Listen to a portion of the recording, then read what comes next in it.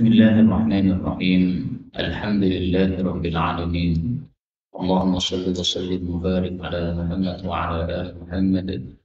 اللهم انفعنا بما علمتنا وعلمنا ما ينفعنا وزدنا علما وبارك لنا في علمنا وارزقنا الإخلاص بالقول والعمل كاملا وعلما نافعا لا ينسى وتوفيقا دائما وصحة ويقين وعافية. آمين يا رب العالمين.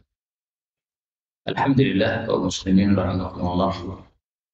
Ini Selasa Ganjil, kita lanjutkan pengajian tafsir Al-Quran satu hari satu halaman, dan kita masih membahas tafsir surah Yasin, surah yang ke-36, halaman 444, yaitu surat Yasin ayat 41 sampai 54 insyaallah taala. أعوذ بالله السميع العليم من الشيطان الرجيم من همزه ونفخه ونفثه.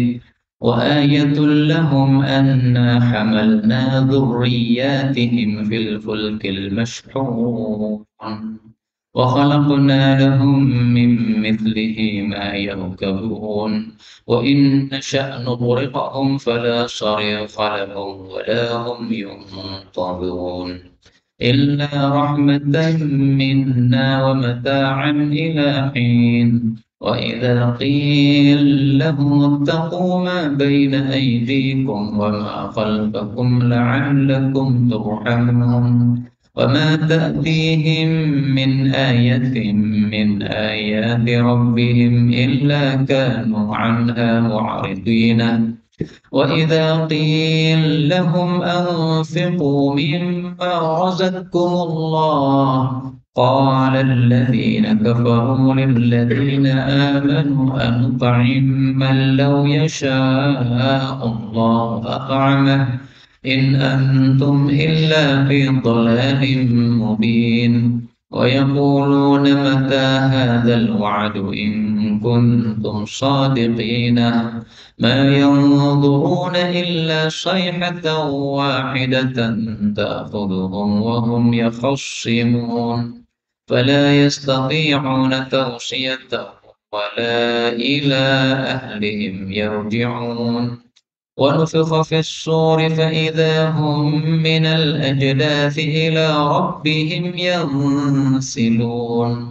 قالوا يا ويلنا من بعثنا من مرقدنا هذا ما وعد الرحمن وصدق المرسلون إن كانت إلا صيحة واحدة فإذا هم جميع لدينا محضرون.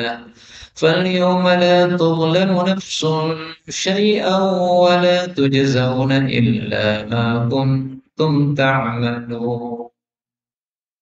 Alhamdulillah Rabbil Alamin. Allahumma arhamna bil Qur'an ya amin. Pada ayat 41 surat Yasin ada kata dzurriyyatahum, boleh dibaca dzurriyyatihim. Kemudian pada ayat 47 anut'imu man, mim ketemu min, boleh dibaca itu anut'im man. Kemudian pada ayat 49 wahum yakhissimun, kha boleh di fathah menjadi yakhissimun.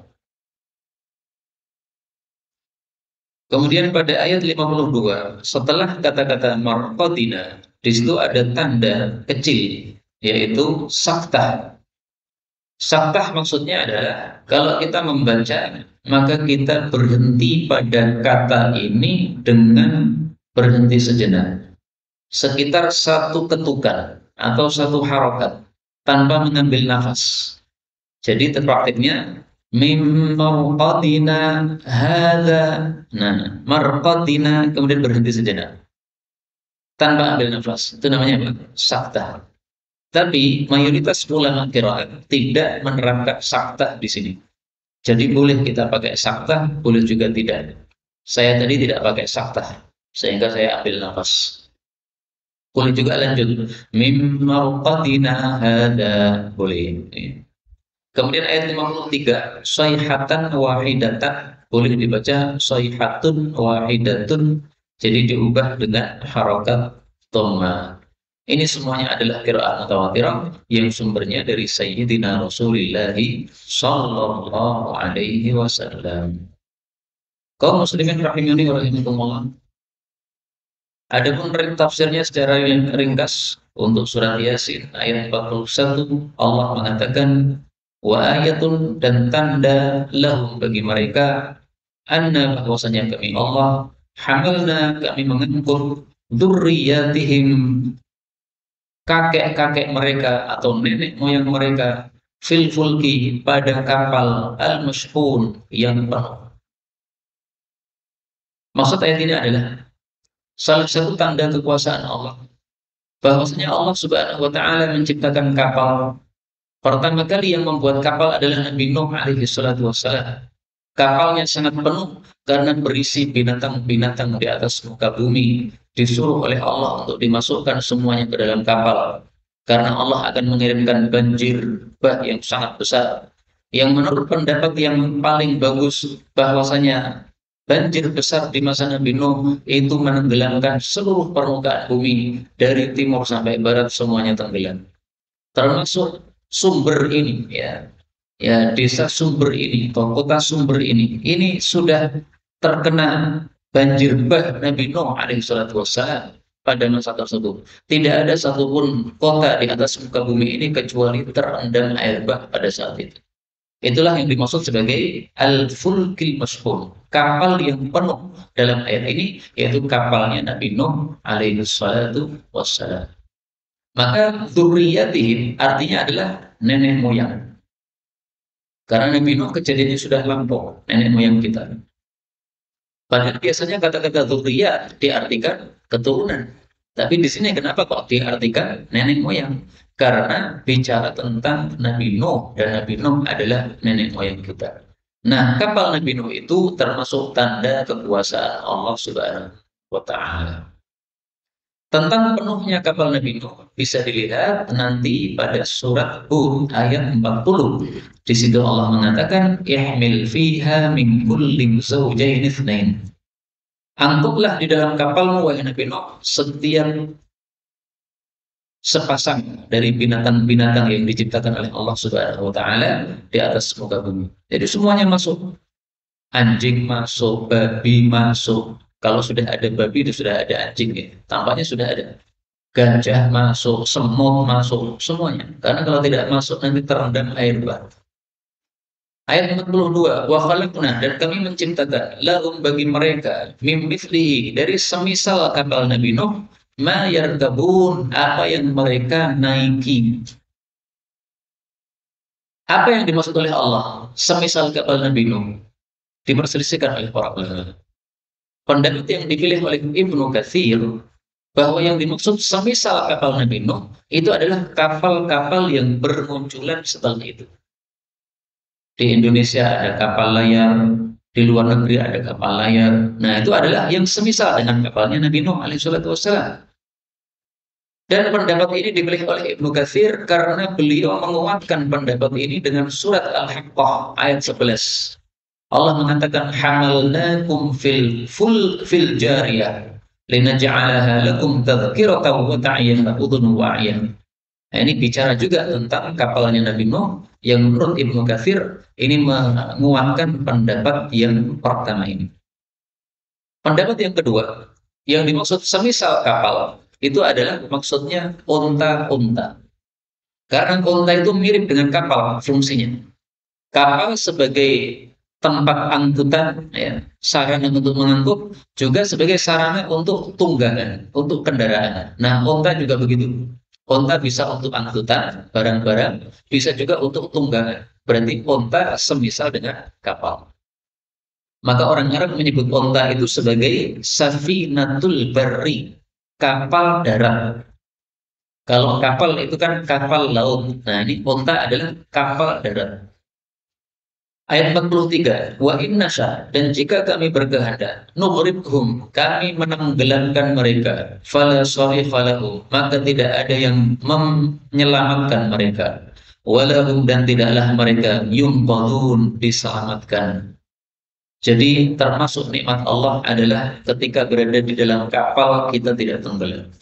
Allah mengatakan kalau kami mau pasti kami bisa menenggelamkan kalian. Dijadikan kapal itu tidak mengapung tapi kemudian tenggelam. Karena adanya kapal mengapung, adanya pesawat terbang bisa terbang, itu karena kehendak Allah semuanya. Seandainya Allah menghendaki, wahai kapal terbang, semuanya jatuh, jatuh semua, nggak ada yang bisa terbang. Kalau Allah menghendaki, wahai kapal, semuanya masuk ke dalam laut, maka mereka akan masuk semuanya ke dalam air laut, tidak bisa mengapung lagi. Maka Allah menyebutkan ini untuk manusia supaya mereka mengingat nikmat Allah Subhanahu wa taala tersebut. Ayat 44, illa, akan tetapi rahmatan minna, karena rahmat dari kami, wa mata'an, dan karena kesenangan, ila hinin, sampai suatu waktu. Maksudnya hanya karena rahmat Allah saja Allah tidak melakukan hal tersebut. Allah tidak menenggelamkan kapal. Ini karena rahmat Allah Subhanahu wa taala. Kalau Allah tidak punya rahmat kepada manusia, maka kapal itu semuanya akan ditenggelamkan oleh Allah Subhanahu wa taala. Dan mata'an ilahin, sebagai perbekalan atau kesenangan sampai waktu yang ditentukan, yaitu waktu hidupnya manusia ini. Kapan usia kita hidup di dunia sudah ditentukan oleh Allah Subhanahu wa taala sampai kapan. Demikian juga usia dunia, usia bumi ini juga ditentukan oleh Allah Subhanahu wa taala sampai kapan. Kalau usia bumi sudah habis, maka sudah tidak akan lagi mendapatkan kenikmatan kapal tersebut. Marhaban kepada saudara kita Bapak Mustafa. Alhamdulillah bisa hadir beliau. Baik, kita melanjutkan ayat 45. Wa idza, dan apabila qila, dikatakan lahum, kepada mereka, ittaqu, takutlah, ma baina aydikum, apa yang ada di hadapan kalian, wa ma khalfakum, dan apa yang di belakang kalian, la'allakum turhamun, supaya kalian dirahmati oleh Allah Subhanahu wa taala. Maksud ayat ini adalah orang-orang kafir kalau ditegur, takutlah kalian terhadap akhirat yang akan datang di depan kalian. Dan juga takutlah kalian itu dari berbuat dosa di dunia. Jadi yang dimaksud ma baina aydikum, di depan kalian, itu adalah akhirat. Hati-hati, di akhirat ada siksa, ada neraka. Yang dimaksud wa ma khalfakum, yang di belakang kalian, itu maksudnya dunia. Hati-hati di dunia, jangan berbuat maksiat sesama gue atau semaunya sendiri, karena menyebabkan siksa Allah Subhanahu wa taala bisa datang. Siksa Allah bisa datang di dunia, siksa Allah bisa datang di akhirat. Maka orang-orang kafir kalau dikatakan seperti itu, mereka pasti berpaling, tidak memperindahkan, tidak mengindahkan nasihat tersebut. Maka maksud ayat ini mencela orang-orang kafir. Orang-orang kafir diberi peringatan supaya mereka meninggalkan maksiat, supaya Allah memberikan rahmat, maka mereka tidak memperhatikan sama sekali. Nah, kita orang beriman, hendaklah kita tidak seperti orang-orang kafir. Hendaklah kita meninggalkan maksiat-maksiat. Kalau kita terlanjur melakukan kemaksiatan, maka marilah kita istighfar kepada Allah Subhanahu wa taala. Melakukan salat tobat. Bagaimana itu salat tobat? Rasulullah SAW bersabda, "Ma min abdin muslimin yudhibu dzanban." Tidak ada seorang muslim yang berbuat dosa, fayusalli raka'atain, lalu dia itu memperbagus wudu, kemudian dia sholat 2 rakaat. Tsumma yastaghfirullah bidzalika dzanbi, kemudian istighfar kepada Allah dengan sebab dosa tersebut. Illa ghafarallahu lahu, kecuali pasti diampuni dosanya oleh Allah Subhanahu wa taala. Ini hadis sahih riwayat Imam 4, disahihkan oleh Syekh Albani juga. Jadi salat tobat adalah salat 2 rakaat karena kita menyesali dosa yang kita lakukan. Setelah sholat kita duduk istighfar kepada Allah Subhanahu wa taala. Istighfar berapa kali bebas, 100 kali lebih bagus. Karena Rasulullah punya kebiasaan kalau duduk di satu majelis, maka beliau tidak bangkit dari majelis tadi sampai membaca istighfar sebanyak 100 kali. Ayat berikutnya 46. Wa ma ta'tihim, dan tidaklah datang kepada mereka min ayatin, suatu ayat, min ayati rabbihim, dari ayat-ayat pemelihara mereka, yaitu dari ayat-ayat Allah, illa kecuali kanu, adalah mereka anha, terhadapnya, mu'ridin, berpaling. Yang dimaksud ayat ini adalah tanda yang menunjukkan keesaan Allah Subhanahu wa taala. Tanda yang menunjukkan bahwa nabi mereka betul-betul seorang nabi, bukan nabi palsu. Nah, setiap kali datang tanda-tanda tersebut, mereka berpaling. Mukjizat itu termasuk tanda. Maka mukjizat yang dibawa para nabi, misalnya Nabi Musa melemparkan tongkat, kemudian menjadi ular yang besar, mengalahkan seluruh tukang sihir yang ada pada waktu itu tanda terhadap kekuasaan Allah, tanda juga bahwa Nabi Musa betul-betul nabi, tapi mereka masih saja berpaling. Mereka melihat hal itu mengatakan, Musa ini tukang sihir, padahal hati mereka sebenarnya meyakini ini bukan sihir, karena nggak ada dalam sejarah sihir memakan sihir, itu nggak ada. Ular dari asalnya tali, asalnya tongkat, dilemparkan terlihat jadi ular. Ini kalau saling bertengkar antar ular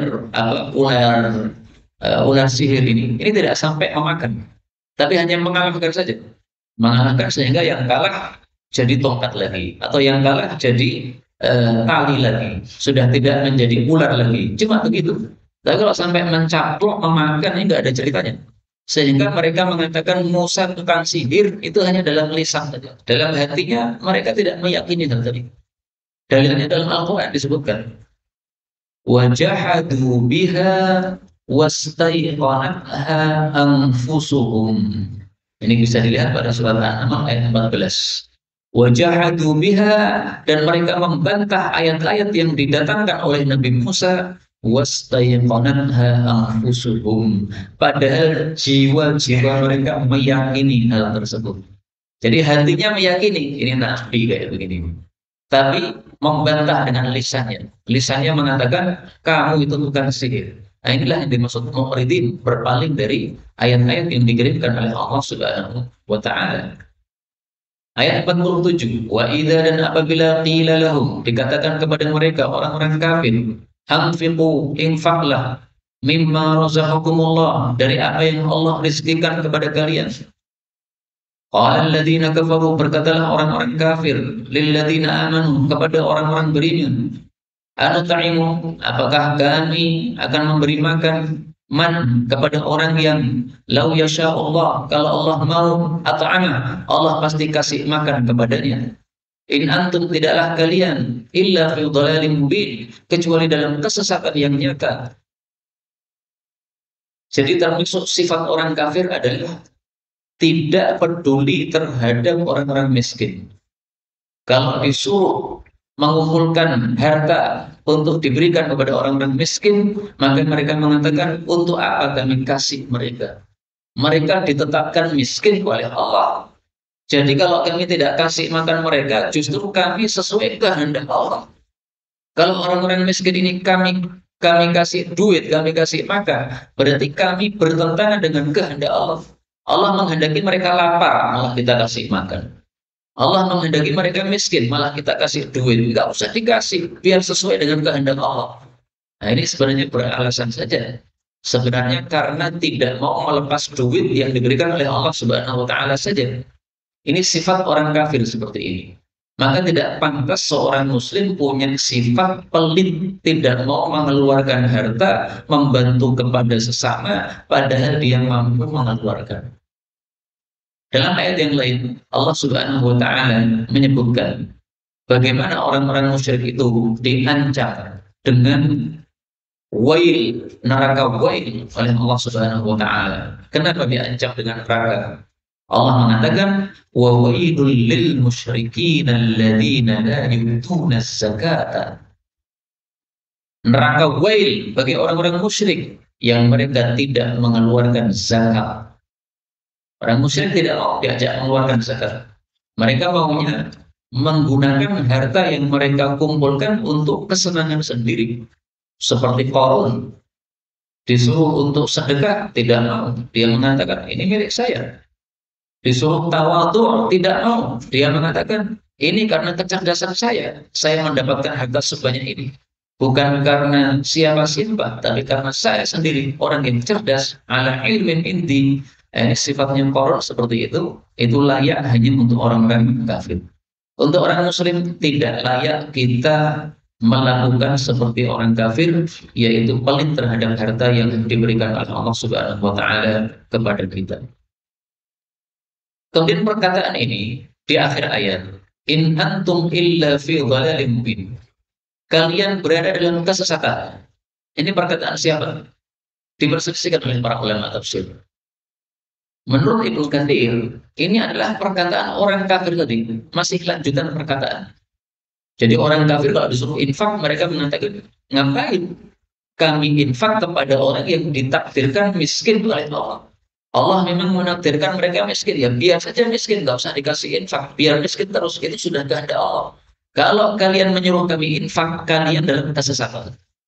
Jadi mereka menganggap orang yang mengajak infak itu orang sesat. Berarti ini perkataan siapa? Orang-orang kafir. Menurut Imam At-Tabari beda lagi. In antum illa fi dhalalin mubin, kata beliau. Ini bisa jadi adalah kalam Allah menanggapi sikap mereka yang tidak mau sedekah tadi. Disuruh sedekah tidak mau sedekah. Allah katakan in antum illa fi dhalalin mubin. Kalian wahai orang-orang yang tidak mau sedekah, kalian berada dalam kesesatan yang nyata. Jadi di sini ada perselisihan pendapat di antara para ulama. Ini kalam Allah, perkataan Allah menanggapi orang-orang kafir tadi, atau ini masih lanjutan dari perkataan orang-orang kafir tersebut. Ya tidak ada masalah. Mana pendapat yang kita pilih dari dua tafsir ini, semuanya adalah merupakan tafsiran para ulama-ulama kita rahimahumullah ta'ala.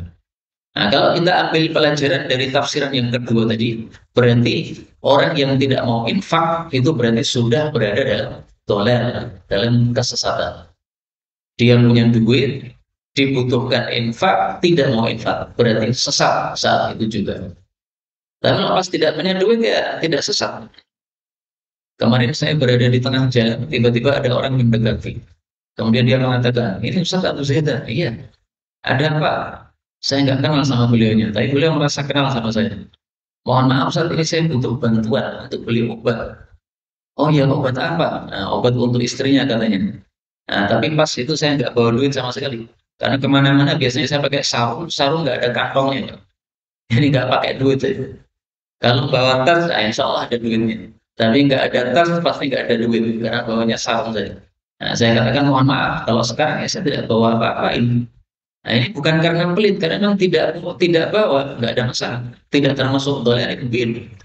Tapi kalau saya bawa, kemudian pura-pura tidak bawa, saya mengatakan mohon maaf, saya kosong, saya nggak bawa. Nah, ini tanda pelit nih.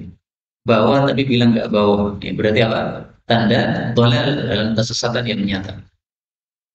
Berikutnya, ayat 48, Allah mengatakan, wa yaquluna, dan mereka berkata, mata kapan hadzal wa'du, perjanjian ini, in kuntum shadiqin, jika kalian adalah orang-orang yang benar.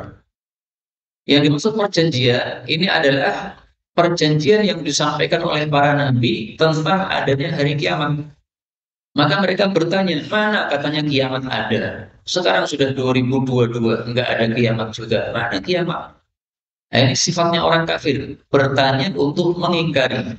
Mereka menganggap kiamat tidak mungkin datang. Maka mereka mengatakan, mana, kapan? Ya, tidak mungkin datang. Itu menurut mereka. Dalam surat yang lain, surat Asy-Syura ayat 18, Allah mengatakan, yasta'jilu bihal ladzina la yu'minuna biha. Orang-orang yang tidak beriman dengan kiamat minta disegerakan terjadi kiamat. Walladzina amanu musyfiquna minha. Adapun orang-orang yang beriman, mereka takut terhadap kiamat. Bahkan dalam hadis yang sahih, Rasulullah SAW bersabda, kiamat terjadi pada hari Jumat. Maka setiap hari Jumat, ba'da subuh sampai terbit matahari, semua makhluk itu takut kepada kiamat. Mereka semuanya pasang telinga, menunggu-nunggu, datang kiamat ke hari ini, datang kiamat ke hari ini. Tapi begitu sudah terbit matahari, mereka baru tangan, alhamdulillah nggak datang kiamat. Karena matahari masih terbit dari arah timur. Matahari masih terbit dari arah timur, berarti nggak kiamat. Itu semua makhluk seperti itu, kecuali manusia. Manusia tidak punya ketakutan sama sekali. Gak ada subuh sih dipikir, wah nanti cari sarapan apa, nih. Nanti cari kerja apa, nanti pergi kemana. Itu manusia. Tapi semua makhluk, semua ayam dan sebagainya, kata Nabi, semuanya muskhiyah, semuanya takut, semuanya mendengarkan, pasang telinga untuk berhati-hati. Barangkali Jumat ini adalah Jumat kiamat. Nah, itu orang-orang yang takut seperti itu. Makhluk-makhluk yang takut seperti itu. Maka di sini kita ambil pelajaran, orang-orang kafir itu lebih jelek daripada binatang-binatang. Binatang-binatang saja bisa takut kiamat setiap hari Jumat. Sementara orang-orang kafir malah mengatakan, kapan kiamat, kapan? Gak ada, kata mereka. 49. Ma yang turuna, tidaklah mereka menunggu illa kecuali sayhatan wahidatan, satu teriakan. Takhuduhum yang menimpa mereka, wahum yakhisimun, dan mereka masih bertengkar. Maksud ayat ini adalah mereka tidak menunggu kecuali terjadinya hari kiamat ketika malaikat Israfil meniupkan tiupan yang pertama pada sangkakalanya. Mereka masih sibuk dalam dunia mereka, masih bertengkar di pasar mereka, sebagaimana biasanya manusia bertengkar pada setiap harinya. Nah, mereka tengah sibuk dengan aktivitas dunia, bertengkar dan sebagainya, tiba-tiba terdengar suara trompet malaikat Israfil. Saat itulah terjadi hari kiamat. Maka kata Nabi dalam hadis yang sahih, setiap orang pada waktu itu langsung memiringkan kepalanya gitu. Kenapa? Pengen mendengarkan. Ini suara apa ini? Semuanya pasti kepalanya langsung miring semuanya. Karena mereka tahu ini suara dari langit ini. Suaranya siapa ini? Ini adalah suara trompet dari malaikat Israfil pada tiupan yang pertama. Itulah yang dimaksud sayhatan wahidah pada ayat ini. Berapa kali malaikat Israfil meniup? 3 kali. Tiupan yang pertama disebut nafkhatu al-fazah, tiupan yang mengagetkan seluruh makhluk. Beliau meniup, maka semua manusia di atas muka bumi semuanya dengar. Dan semuanya langsung memiringkan kepalanya semuanya. Mendengarkan teriakan yang dari langit tadi. Setelah itu terjadi kehancuran alam semesta. Kemudian tiupan yang kedua adalah tiupan yang disebut nafkhatus sa'di, tiupan kematian. Maka seluruh makhluk mati. Termasuk malaikat Israfil yang meniup trompetnya juga mati dengan kehendak Allah Subhanahu wa taala. Yang terakhir mati menurut para ulama adalah malaikat maut.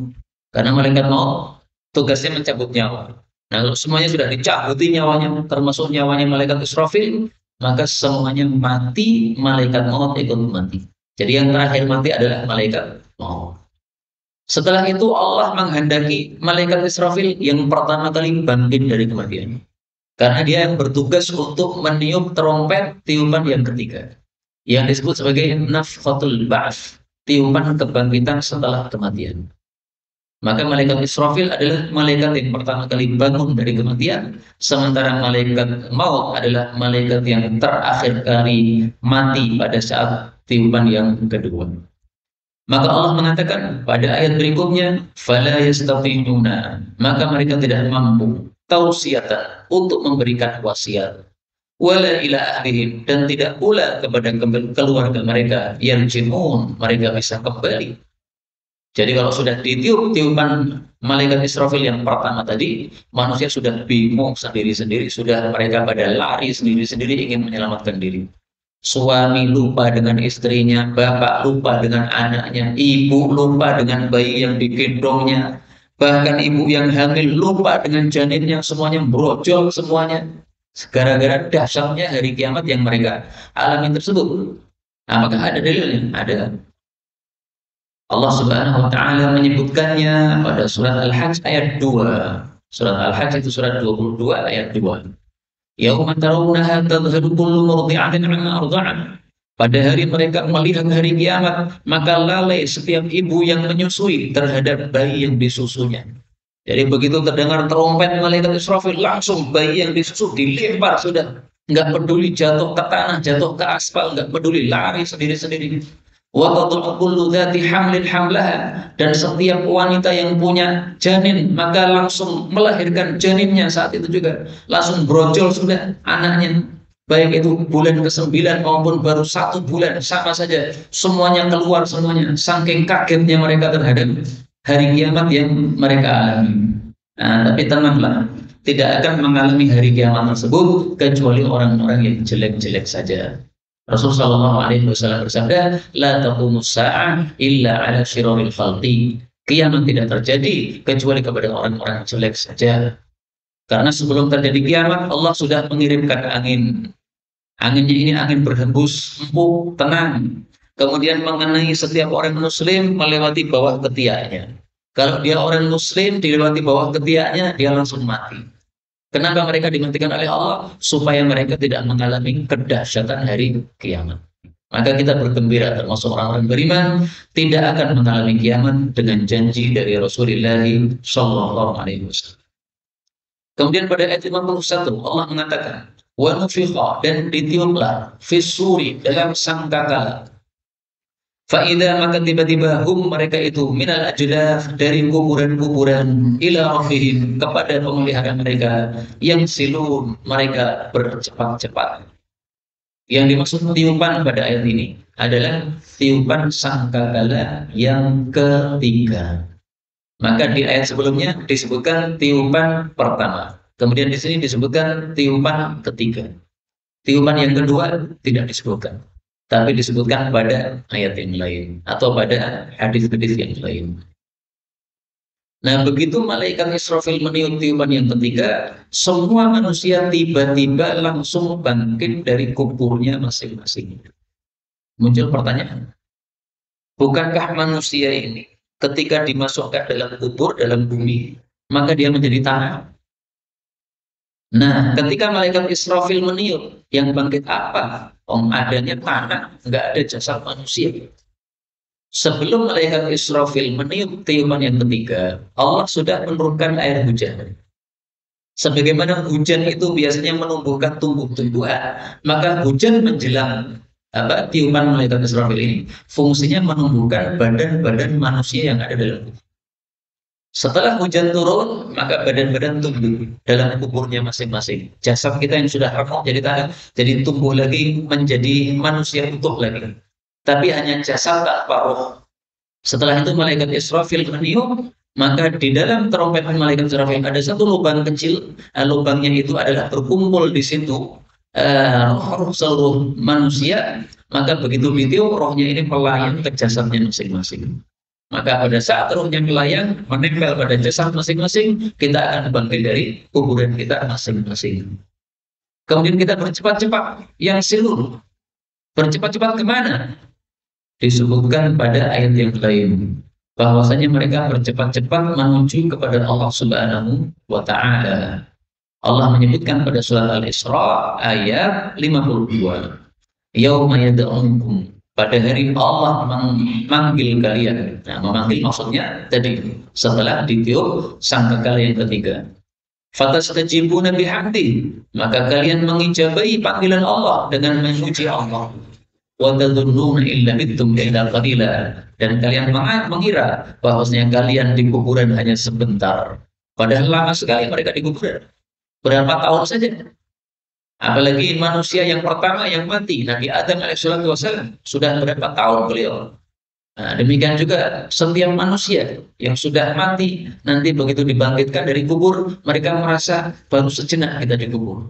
Saking dahsyatnya kondisi kiamat yang sangat mengerikan, sehingga merasa tidur di kuburan itu hanya sebentar saja. Saking dahsyatnya kondisi yang mereka alami. Na'udzubillahi min syarri dzalik.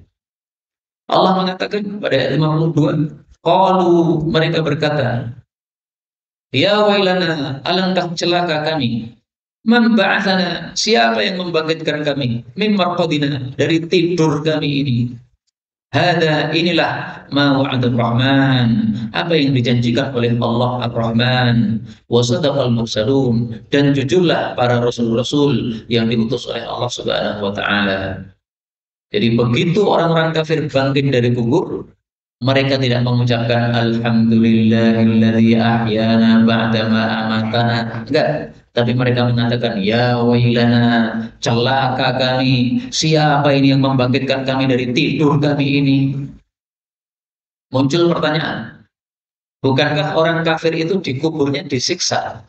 Kok mereka mengatakan dari tidur?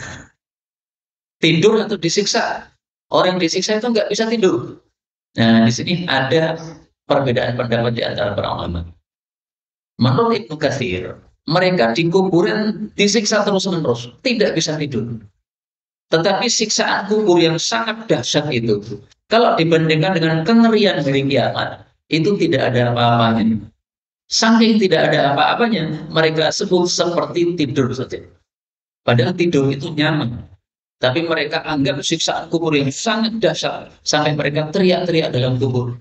Itu tidak ada apa-apanya dibandingkan dengan kedahsyatan dan kengerian siksaan pada hari kiamat nanti. Ini pendapat dari Ibnu Katsir rahimahullah ta'ala. Ada pendapat yang mungkin lebih bagus. Ya. Sebagian ulama atau beberapa ulama mengatakan orang-orang kafir mengalami tidur di dalam kuburan mereka.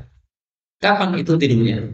Tidurnya adalah bainan nafkhatain, antara dua tiupan sangkakala malaikat Israfil. Antara tiupan kedua sampai tiupan ketiga. Tiupan kedua adalah tiupan yang menyebabkan kematian seluruh makhluk hidup. Tiupan ketiga adalah tiupan untuk menghidupkan seluruh makhluk hidup, makhluk bernyawa. Nah, antara dua tiupan inilah istirahatnya orang-orang kafir dalam kubur mereka. Mereka tidur, mereka tidak disiksa oleh Allah Subhanahu wa taala. Jadi orang kafir itu kasihan sekali. Sejak mereka mati tahun 2000 misalnya, nah, dimasukkan dalam kuburan disiksa terus.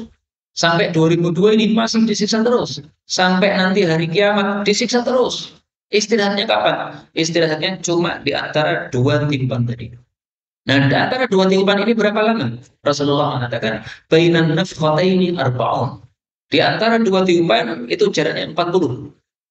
Setelah berjarak 40 ini, Allah turunkan air hujan yang dengan sebab air hujan tadi, maka seluruh tubuh manusia yang sudah mati menjadi utuh kembali seperti yang tadi saya ceritakan.